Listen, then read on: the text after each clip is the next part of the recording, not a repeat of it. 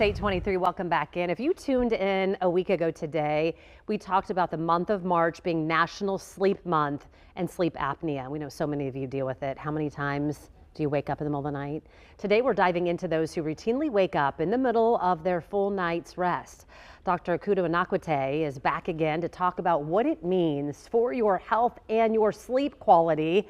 So good to see you again. We want to talk about that, the most common causes of that 3 a.m. wake up, or for people that get up early, maybe the 1 a.m. wake up. What are the causes for it typically? Yes, so the first thing I want to say is that it could be normal, right?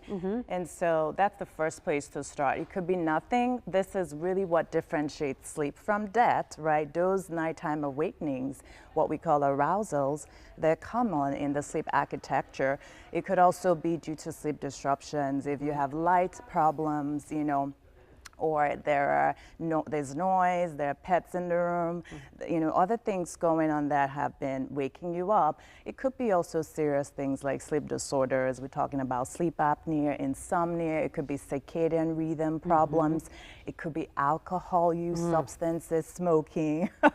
So it could be any of these things that can affect us. Now, let me talk. Stress is one of them. We're just talking big one. And stress is so huge because regardless of how sleepy you are or how much sleep drive you have, if there's so much stress, that just suffocates the sleep drive and it becomes a problem.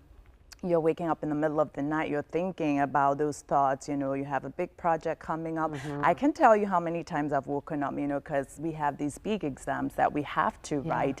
And, that alone can wake you up in the middle of the night. What about hormones? Yes. Men and women. I know for a fact that's what I was dealing with for women, but men too. You have hormonal changes, and then when you dip, or when your body reaches a certain temperature, it wakes you up. Talk to us a little bit about that and the importance of making sure that you kind of know what you are dealing with. Yes, exactly. So that can definitely happen in men, in women, and it's time to go talk to your provider and say, this is what is going on, especially if it's no longer a one-time thing. It's happening more days than you expected to, then something is going on, especially in the women. It could be related to menopause, right?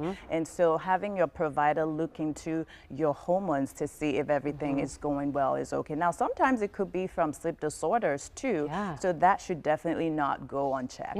We need sleep. It's how your body repairs itself. We only have about 30 seconds left, but can you quickly talk about some strategies? We know that we should not look at our phone because we don't look over at the alarm clock.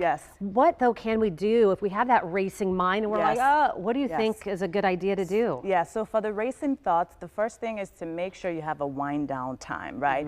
If you're struggling with thoughts that keep coming up, I want you to, think of it as having a time to process during the day, a scheduled time somewhere around 2 to 3 hours away from your bedtime where you sit down, you process those thoughts, because the same center in the brain that is responsible for anxiety, stress, thinking is the center for wakefulness. So once you engage in that in the middle of the night, you immediately turn on the wakefulness center, it becomes difficult to fall back asleep. So doing that sometime during the day gives you that mindset, oh, I already took care of this. I don't need to.